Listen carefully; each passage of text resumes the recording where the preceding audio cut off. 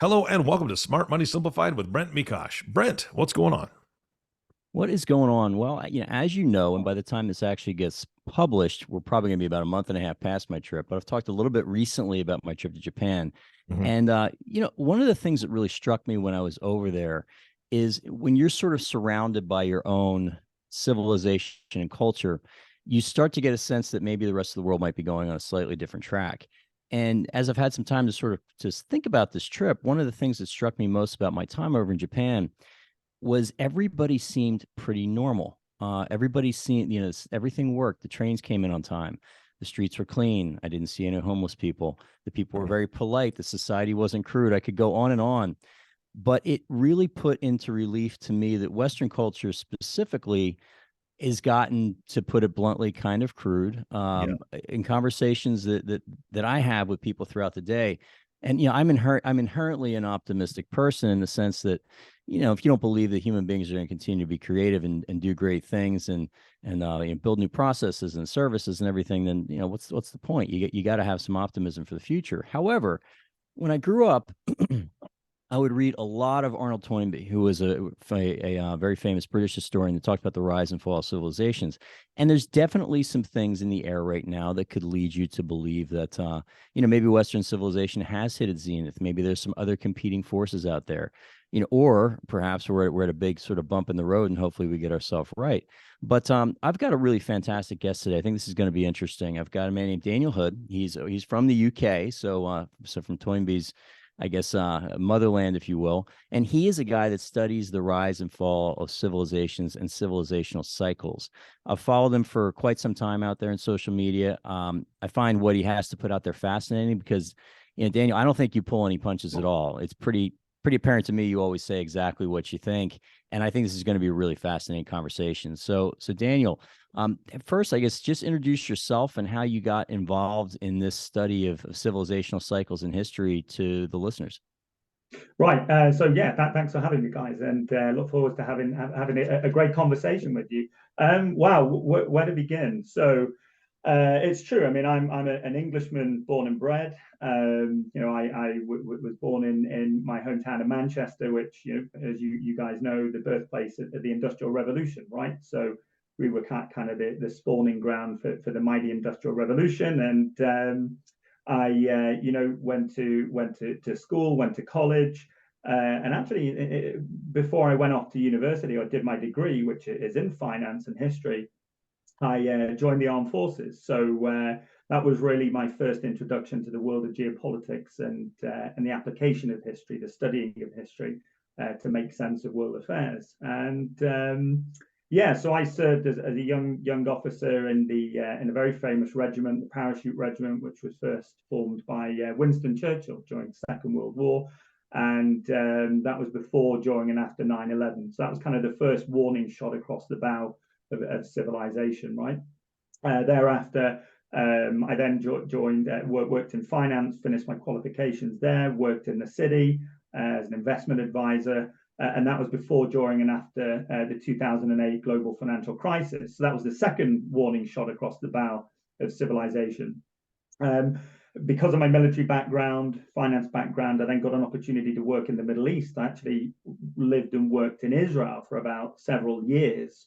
And that was my third warning shot across the bow of civilization. So that combination over about 10 to 15, 20 years really led me down to this niche field in history, which is this idea that civilizations are cyclical, and into a whole new world of civilizational mechanics and all of the scholars and scribes and sages that have attempted to make sense of things. So I've just found that, as events start to unfold, you kind of gravitate back to this notion that civilizations are cyclical, and trying to figure out the mechanics of it all as best we can. And there's nothing new. I mean, all of the scholars, as you guys may or may not be aware, will talk about. Some of them, have attempted to make sense of this kind of stuff. So Thucydides, Sima Khan from China, Evan Khaldun, Tunisia, Edward Gibbon, Max Weber, Oswald Spengler, Arnold Toynbee, who we'll talk about. And then more recently, there are brilliant scientists like Dr. Jim Penman, devout Christian. He has about 12 kids in Australia. and he really has built upon some of these theories that these great scholars have produced, have come up with over the centuries. And I think it's important, to kind of state that everything happening now, it's not new, it's happened before, and really the past is a future country. So I think that a lot of people can sense this great kind of disturbance in the force, but they're unable to make sense of it. And perhaps in times of great change, kind of the old scribes and sages and prophets suddenly appear out of nowhere, trying to help people make sense of it. So yeah, that's what I do really. I take great passion in it, and you have to be a really avid scholar, reader, and I'm writing a few books as well, which will be released at some point in the future if I ever get around to finishing them.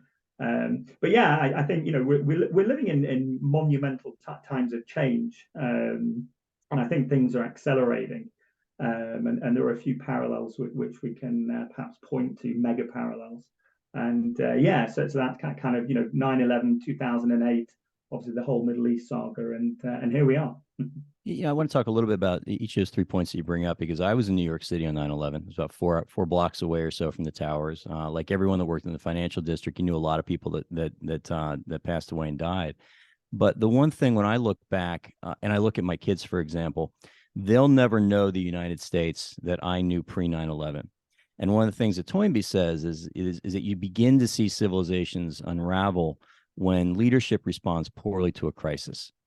And by any measure, 9/11 was a crisis. You had downtown Manhattan was smoldering, but our response to that, and I know it's easy to look in the rearview mirror, but here we are now. It's 22 years later almost, and at least my country has spent trillions upon trillions of dollars. And is Afghanistan or Iraq or any of the places that ostensibly were involved in that, or are they any better off, and have any objectives or achievements really been met?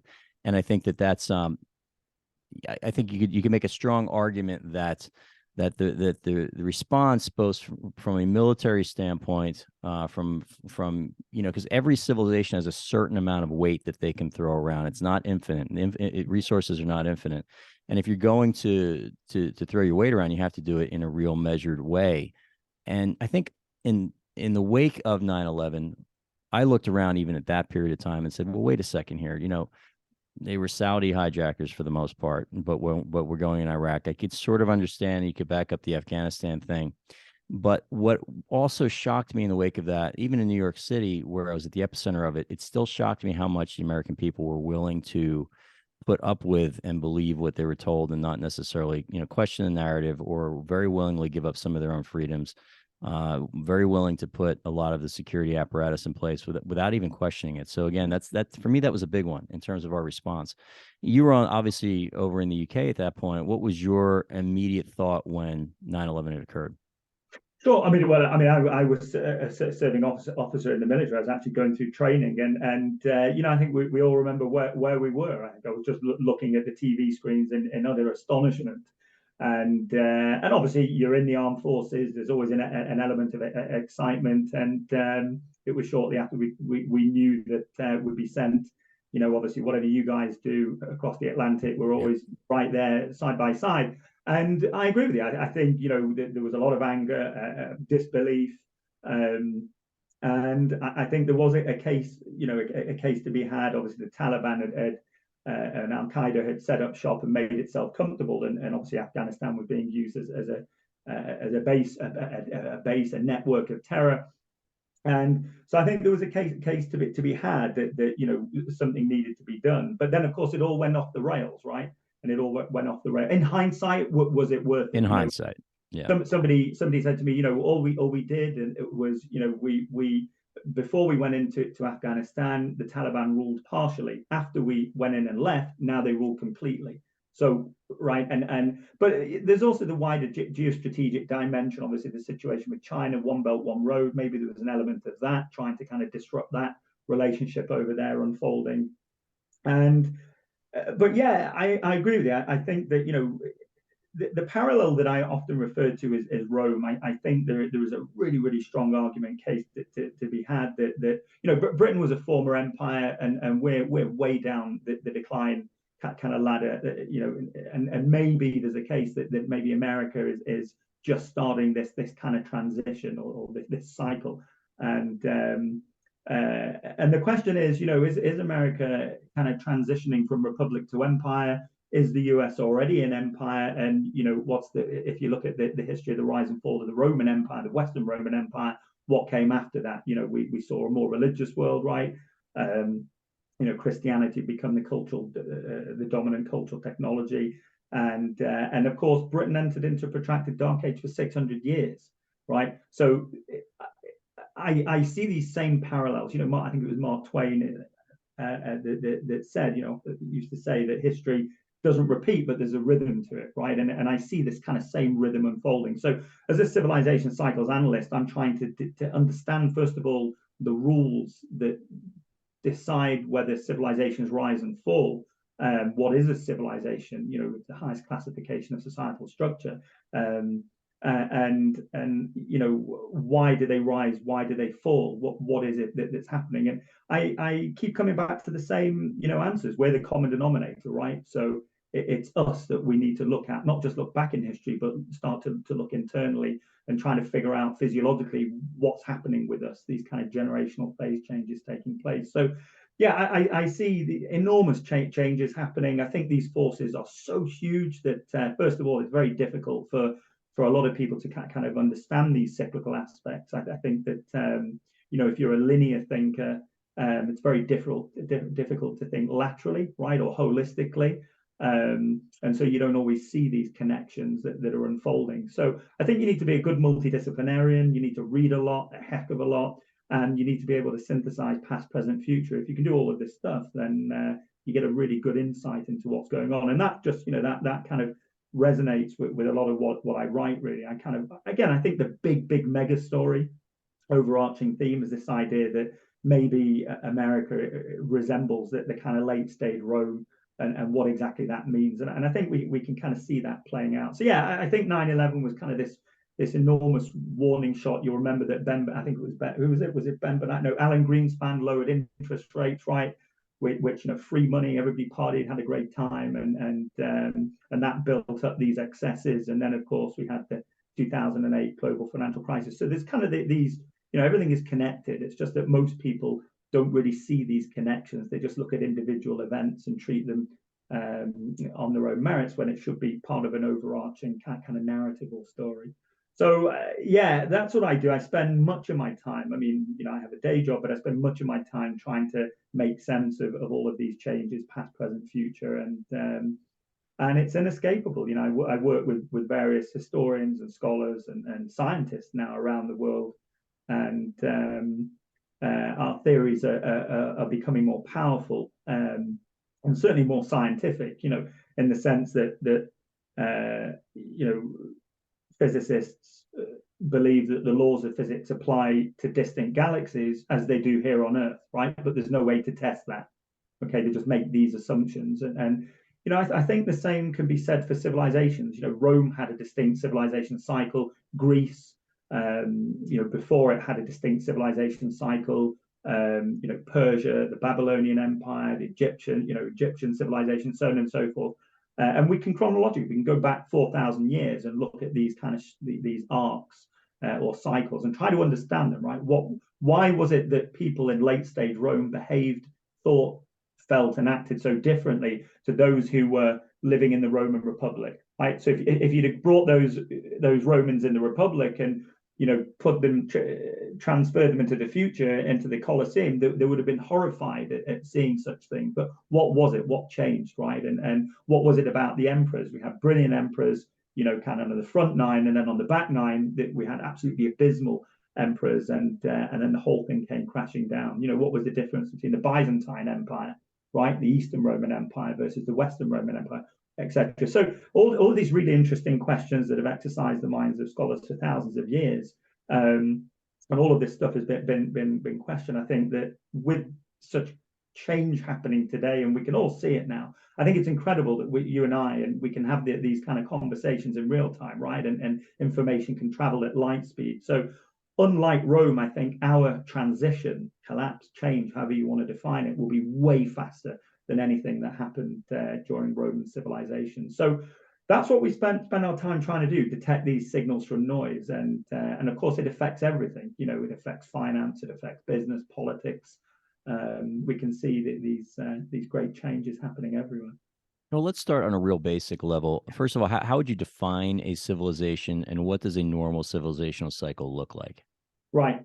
So, I mean, I probably refer to Samuel Huntington, right? The Clash of Civilizations, Remaking the World Order. So, really simplistically, I'd probably define civilization as the highest classification of societal structure, right? So you have the individual, the nuclear family, the community, you know, the kind of tribe. You have the nation, and then you have civilization, right? So this idea of you know, universalism, I think, is nonsense. This idea that it's just one world and we're all the same. I think at the highest classification of societal structure, we can see these distinct civilizations. So we might all speak different languages, you know, in Europe, many different languages, but we have a distinct set of values. And I think it's kind of our core religious beliefs, right? So we can see, you know, very different core beliefs in the Islamic world, even between the Islamic worlds. The Sunni and Shia are very different, Sunni being majority, Shia the minority.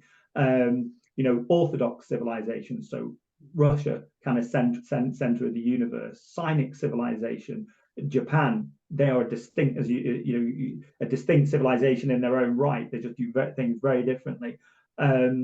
Maybe there's a case to be had that, you know, Latin America is a kind of offshoot from us, but there's probably about several distinct civilizations. And I think that, you know, what's interesting is that, and I often have this debate, I think if you think of the 20th century, you know, we had Nazism, we had communism, both failed experiments, and then probably we had this third way, liberalism. I would argue there's a case to be had that maybe, you know, we're moving into this fourth way, which I call civilizationism, right? So it's a much deeper kind of yearning to return to our roots. And I think for much of the 21st century, that's you know, that will be the dominant force mode, which is a multipolar world, right? So you know, we had obviously this unipolar order.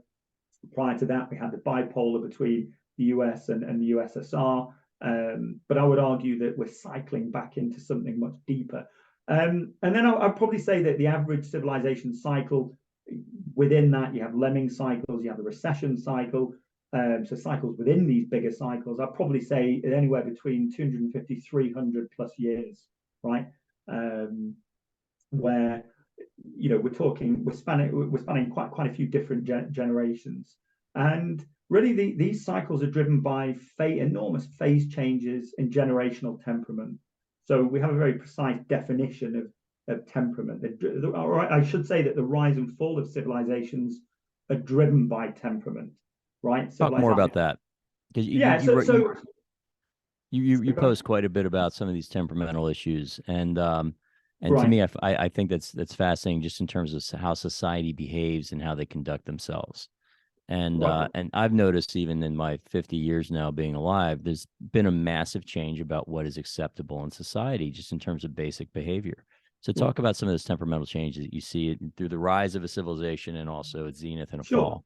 Sure. So so actually it's Jim Penman. So I must credit him. I mean, he's the lead scientist, author, and in order to understand this, not only do you need to go back in time civilizationally and across different civilizations, you also need to look inwards physiologically, right? So the theory that Penman has come up with, and I refer to often as a yardstick really for making sense of that incredible complexity, is biohistory, biological history. So we would probably define, kind of in layman's terms, define temperament as character, right? In other words, how people think, feel, and ultimately behave, ultimately act.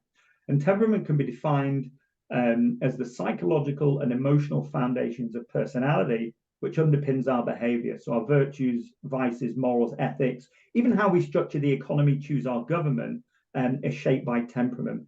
It's relatively stable over time and situation. It's locked in early in childhood, usually up to about 7. You know, show me the child age 7, I'll show you the man.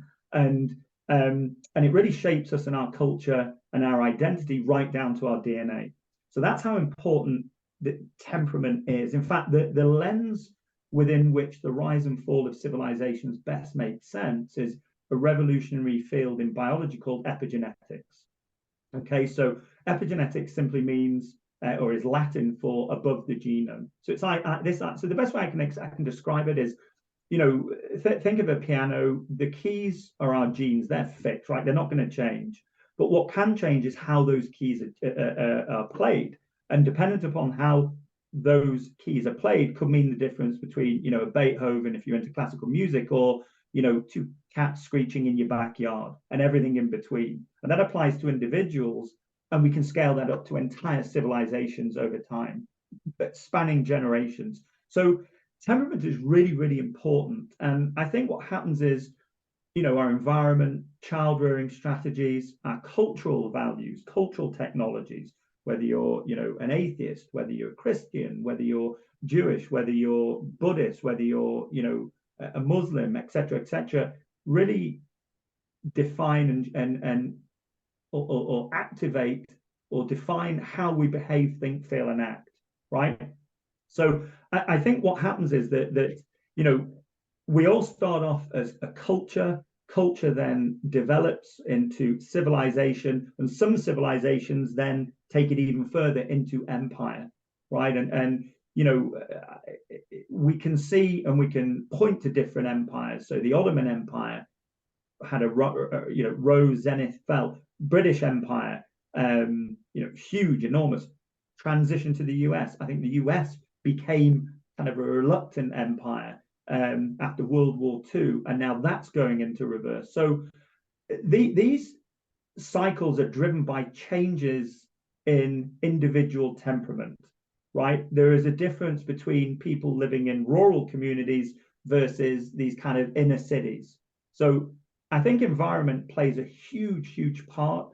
How you raise your children plays a huge, huge part. You know, we can see enormous changes in schools, colleges, universities today, particularly across Britain and America. I think if you think of the power, kind of how the whole power system has been governed and works, you know, the Western world, and I make a distinction between the modern West and Western civilization. So the Western world, the West has been the dominant force for nearly 400 years, right? Essentially the Renaissance till present day, right? You know, the British Empire, the American Empire for 200 years, the liberal world order for 30 years. And I would argue that all of that is going into reverse now, right? So the dominant mode the last 30, 40 years, without question, has been this kind of liberal universalism, Western values, universal values, globalism, and that's worked well up to a point, but all of that's starting to disintegrate now, right? So all of these changes are driven by people, and then people are impacted by environment, child rearing strategies, you know, parenting, and the cultural technologies which you espouse to. So people who are Bible believing, who believe in God, who, you know, Christians, are behaving very differently to, let's say, those secular liberals and you know, their kind of woke offspring that do not believe in any of the kind of old traditions and teachings and biblical wisdom. So and wherever we see a society that grows really, really rich, really, really wealthy, you know, we far surpass Rome after it rose and fell. You know, we can expect certain things to happen, and I think that that we're starting to see, you know, the foundations have been eroded for a long, long time now, for many, many decades, and now we're starting to see the consequences of maybe a secular kind of faithless Western world that's, you know, we've lost faith in ourselves, right? So we unleashed enormous creative and commercial forces, but in doing so, we've lost faith in ourselves. And as we've lost faith, we've left ourselves dangerously vulnerable, both within civilization and, of course, between civilizations. So I spend a lot of time, yes, I'm tracking what's going on geostrategically, the rise of China, other civilizations, the situation in Ukraine, which, you know, I have my own opinions about why that came about. And I'm sure we'll talk about that. And but particularly the kind of this woke insanity that we're starting to see within our civilization, and again, particularly the US and the UK. You know, it's crazy. Whatever happens with you guys, it also happens here in Britain as well. But I would actually argue in many ways we're even more woke than you are. You know, because our decline is we've been declining for a lot longer.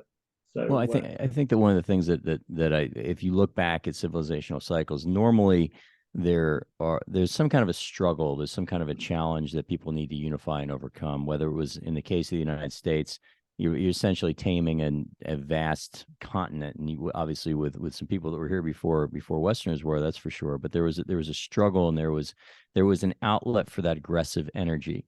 And then as you sort of you hit this degree of opulence, enormous creativity, because if your basic needs are being met, if you can eat and you have a safe bed at night and you're not worried about bandits marauding the street outside, now you can turn your attention to very creative endeavors. And these civilizations get incredibly creative in terms of the output. And then things get really, really comfortable. And I've been thinking lately, when I was a kid, and particularly when I was a little bit younger in the work world, my father would always say to me, he'd be like, the struggle is the best part. And of course, when you're right out of college, have 2 nickels to rub together and you're living in a basement apartment, you don't want the struggle. You know what I mean? You want all the stuff now. But as you get a little bit of age and wisdom in life, you look back and you say the struggle kept you focused. And I think that's one of the reasons in my own life, I think you have to find things to continually put yourself into challenging and difficult situations. I think human beings are wired for that. Because if you don't, you sort of get what I feel happening in my own country right now, where you have people that are out there that they're sitting here. I've been to 56 or 7 countries. I've been a lot of places in the world. And you're sitting in this society, in this civilization. It's an absolute miracle. It's an absolute miracle. There's a handful of countries in the world where I can walk 50 feet away and turn on the tap and I have fresh, clean water that's drinkable that comes out. The problem is too many people are obese. There's not the issue of enough food. But if you have all this given to you, now you begin to start looking for anything else that you can rail and fight against. And I think that's the danger that we have, at least in my country, is we've broken into 2 factions here, where you have half of the society is looking at this marvelous environment that we live in, and is seeking to tear it down because they've got to find some fight and some struggle. Now, is that something that you've seen typically in other civilizations as well? Is that a normal trajectory? Right. It's a normal. I mean, I think that cycles are inherent. So if you think of birth, life, death, cycles, rhythms in nature, elemental forces of the universe, these are inherent phenomena. So cycles of breathing, cycles of sleeping, the seasons. Most people just aren't familiar with any cycle that extends far beyond one lifetime, so they don't really think about it, and they don't. And because they don't think of cycles, they don't think of arcs, right? It's like, we live on a flat land. So yeah, I think that the struggle. That's a really important point that you make. Our downfall is because we've become so successful, right? And it's all driven by food insecurity, and it's really crazy to think about such really simple phenomena had created. How have we gone from hunter-gatherer to behaving like people living in New York, right? Enormous skyscrapers, millions and millions of people behaving very differently. And I think that we've become so successful, and therein lies the seeds of our downfall. And it sounds crazy to say that, because like you said, all of the technology, the labor-saving technology that we've created, it's now having a negative impact, right? Even AI, artificial intelligence, the antonym for AI is real stupidity, right? And the more that we start to believe in these technologies, and we stop thinking critically, it's game over. So I agree. Wherever we see incredible wealth, high population density is another phenomenon. There's a very famous series of experiments in the 60s called Rat Utopia, and I don't know whether you've heard about it. And it's Calhoun's right, experiment. Yeah, exactly right. So this stuff was simulated, right? So scientists biologists actually simulated a world of abundance, right? So let's create this kind of liberal mecca where there's no disease, no conflict, everybody's got tons of food, and no outside influence needed. And within a really short space of time, without fail, the whole population died off, right? Everybody turned on each other. All of the rats were the mice were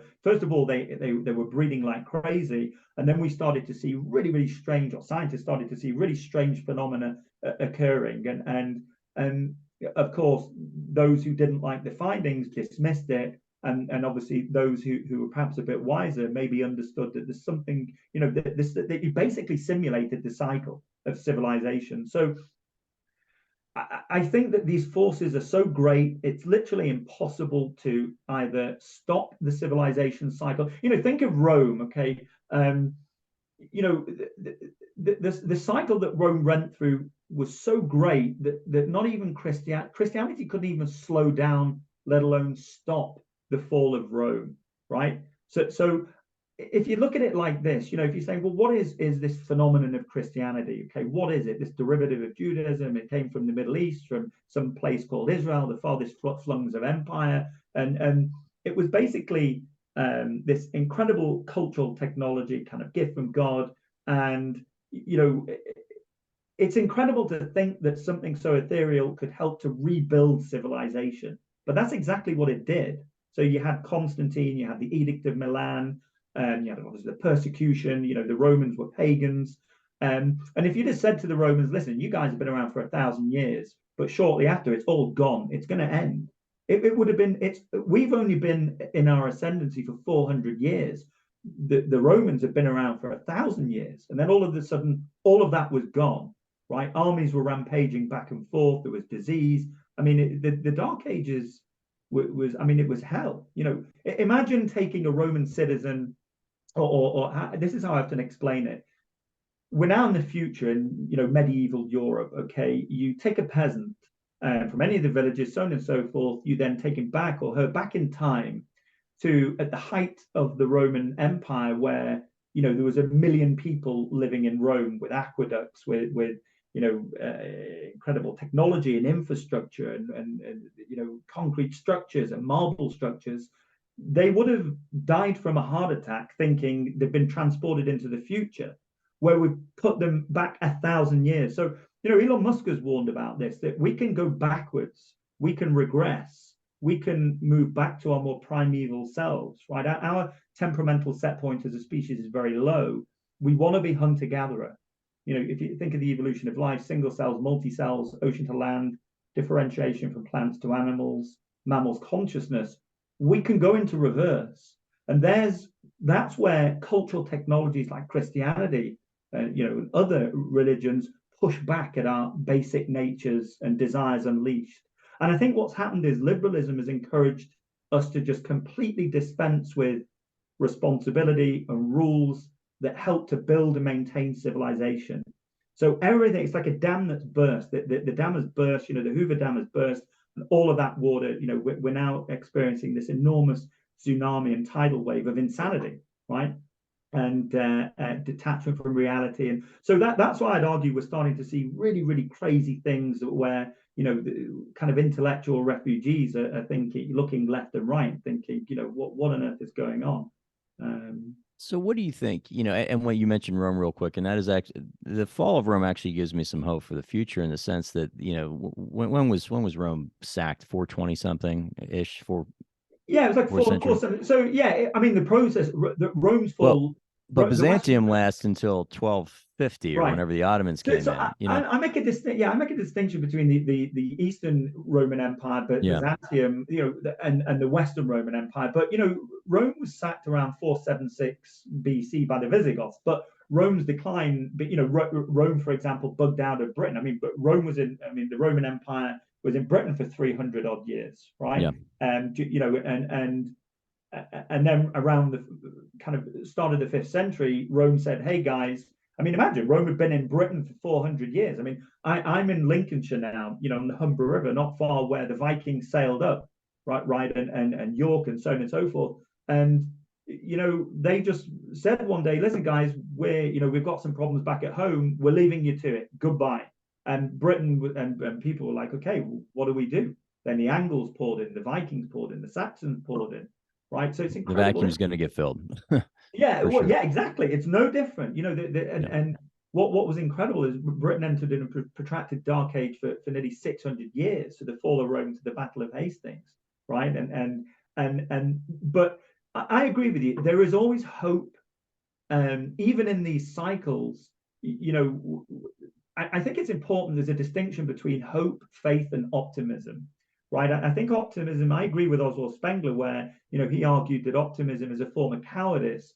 I think hope and faith, they're far more powerful, right? They have more roots. It's like, yes, the Book of Daniel. We understand the civilization cycle. It's all there in the Bible, for better or worse, human nature, and we better build the ark, right? We're on the Titanic, but it's time to kind of build the ark now and prepare for really stormy waters.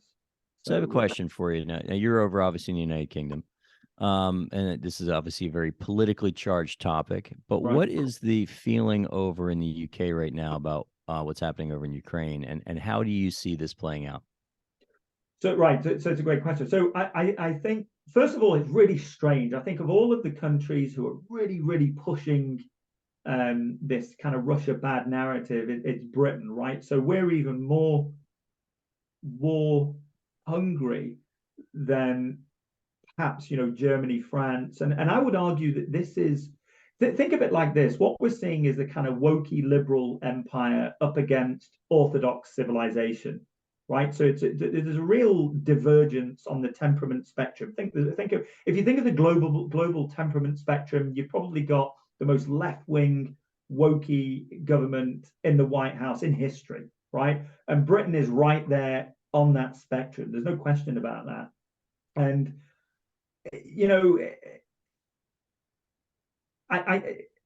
Britain, we are really struggling, I think, to find ourselves, to understand what's actually going on. First of all, I don't believe that this war in Ukraine started out of nowhere. So if you believe the narrative, it's all Russia. Russia's bad.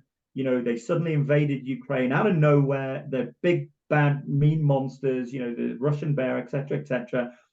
Well, if you open your history books and you do you have any kind of knowledge, depth of knowledge in geopolitics, this conflict has been simmering for years, right? So if you remember the Obama administration, this kicked off under his watch, right? Everybody rose up. We had Brexit. We had, the kind of MAGA movement who parachuted Donald Trump into power, and then we had stability, right? And no wars were starting elsewhere. Maybe there was a lot of trouble within civilization, but there was certainly no conflict being started globally.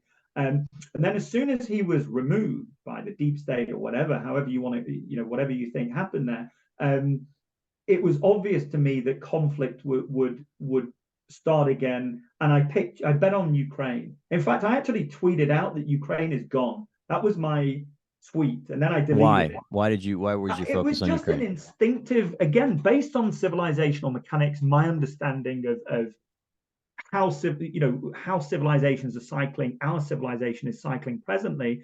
I suspected that the Biden administration would continue on and double down on top of Clinton, Bush, Obama, right? The kind of liberal universalists, the globalists, if that's how you want to categorize them, the secular globalists.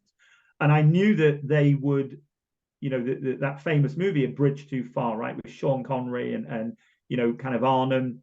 And I knew that it would be a bridge too far, right? Because as you know, when we went up against the Taliban, these were kind of, guys in flip-flops and Kalashnikovs. We went into Iraq. There was no trouble there, dealing with the Iraqi army. They just disintegrated. But the Russians are something else entirely. They're formidable. And if we know anything about Russian history, they always start off war really badly, right? And then eventually, like a slow-moving machine, they get their act together, and they're serious players. And so yeah, I think that we've got it wrong in Britain. I am in probably the minority that believes we're moving in the wrong direction. I don't think that we should be fueling. We're fighting Russia to the last Ukrainian, right? And I think it's wrong.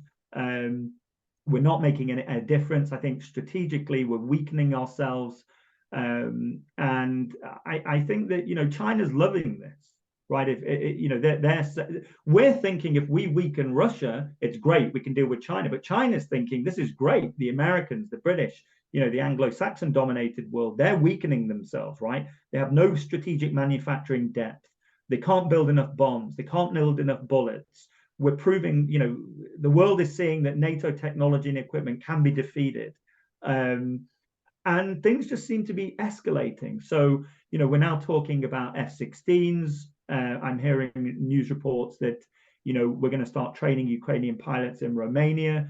And in the same way that, we put all our faith in these Western tanks and the Challengers and the Leopards and etc., these F-16s won't make much of a difference in the long run. So I think geostrategically, this is another warning shot. Like I said, 9/11, 2008 global financial crisis, we had the pandemic, but this is another major geostrategic warning shot across our back. This will be a direct hit. I think that this will accelerate this cyclical transition and the fall of Rome. I have to say it. I think that by the time the dust settles, we'll see a huge transition of power will have been completed. In fact, we're already starting to see de-dollarization, right? We can already start to see that happening. And I don't know, sometimes you feel like you're screaming into the wind and you're just a spectator. And I don't really understand what our strategic planners, both in the Pentagon and in Whitehall, are doing. So what is your thought in terms of how do you see, because here's one of the challenges I think that we have here in the United States is, and this is not good. It's not good for society when you can't trust the institutions, whether it's the media or what the government is telling you. And no one, I don't think, really knows what is actually happening in Ukraine. You're hearing about this great spring counteroffensive, but that seems like it's kind of fizzled. You're hearing that the Russians are completely done. They'll be gone soon. You're hearing other things that they're not, and they're actually blowing up a lot of, very new technology. To your point, I know that there's issues in terms of just the ability in the United States to manufacture some of the things we did in the past. I mean, the United States, by any measure, is still a manufacturing superpower. There's no question about that. But you cannot pretend that this is the country it was in 1945, where you could roll off, tanks and airplanes in almost into infinity. Where it's just not, we're not built like that anymore. However, when you go over to China, where I have been, it's staggering, the industrial capacity. I still think they lack our creative capacity, but the industrial capacity is pretty, incredible in terms of what they have. So if it becomes a question of who can outbuild, then you got a real issue here. So how do you think this thing ends? So I can't even begin to tell you how hard and long I've tried to think about what comes next, and you want to try and be as unfiltered and as autistic as you can be. And I think it actually helps to be on the autistic spectrum a little bit, because I call it unfiltered truth, which is what I try to get across in a lot of my posts. And as you know, I don't pull any punches, I don't hold back. I'm a big believer in truth. I think there's incredible value in truth and reality, and our brain should be calibrated anchored as close to reality as possible. It doesn't take much to knock us off calibration. So how does this end? Well, I don't think it will end. I mean, we're talking about, the fall of the transition of an entire, or cycling of an entire civilization, right? So this is an ongoing process. So I do think that the whole woke phenomenon will get worse, which will weaken us geostrategically, both within and between civilizations, right? You're right. The Chinese, man, they're another beast. If we can't even take out Russia, what chance do we have with China? Right? It doesn't even bear thinking about their capabilities. Before World War II, the United States was not the preeminent power. You guys were sleeping giants. I mean, everything was in-house, everything was great. And then World War II broke out, and within a matter of years, right, just months, I mean, what's 5 years, 60 months, you guys suddenly dominated by far. The British Empire was on its way out. World War I, World War II, we were done, we were spent, we're bankrupt, right? But we were fortunate. We could hand over the reins of power to you guys, who said, thanks very much. You guys have had a great time for 200 years. We're taking over now, right? And you were, it really, it's true. You were sleeping giants, and your manufacturing, I mean, the rate of manufacturing growth was just unprecedented. And that's what I see with China, and I agree with you. I've been there, and I see their capabilities and what they can do. And I don't even think they've started yet. And on top of that, they've now got Russian resources, oil, gas, natural resources, which we're rejecting. So I don't understand two things. I don't understand how we can maintain civilization and society without the correct cultural technologies to reinforce temperament. That's number one. And number two, laws of physics. I don't understand how we can maintain civilization without energy resources, right? And we don't even have the strategic manufacturing capacity anymore because these kind of globalists, however you want to define them, thought it was a great idea in the name of profit to outsource and offshore our strategic industries. So it's not, and what we're finding now is we can't just resurrect our manufacturing industries. All of that knowledge, all of that know-how has gone, and you need these strategic industries in times of strategic challenge and warfare, and we just don't have that. And worse, we're driving Russia and China into this incredible strategic partnership, which is it's like it's not the Russian bear, it's now Godzilla that we're having to deal with. So no, it's completely insane because I mean the it's whole insane. policy has always been about keeping those two powers apart. That And was we've it managed was to jam them together. To me, that's what Donald Trump, whether he knew it or not, that's what he did, right? You'll notice he did not have any confrontations with Russia, with Vladimir Putin. Okay, and I should stress that I do not agree. I'm not a Putin apologist or supporter. I don't agree with what Russia has done in Ukraine at all, right? But we've got to be autistically truthful and honest about what's going on. And I think we're losing strategically. That's my opinion. Russia has gone in. Now they have taken 20% of Ukrainian territory. And just to put, for those who are listening and watching that into perspective, that's the size of Britain, right? So anyone that's saying the Russians have failed, they're not succeeding. Well, I'm sorry. If you go into a country and take 20% territory, you're succeeding. And the Russians are not doing what we did in Afghanistan, Iraq, right? Their goal is to annihilate and destroy and disarm the Ukrainian armed forces and to clear the territory and to neutralize the territory and to create these strategic buffer zones, right? So they're like a slow-moving lava flow, that's just annihilating and destroying everything in its path. And I agree with you. I think that these counteroffensives will fail. The Russians have got strategic depth. They've had time to mobilize their entire economy, entire defense. But I mean, they're going to have a 1 million-man army, right? NATO can't even field 40,000 troops across Europe, right? In fact, NATO is 80% American.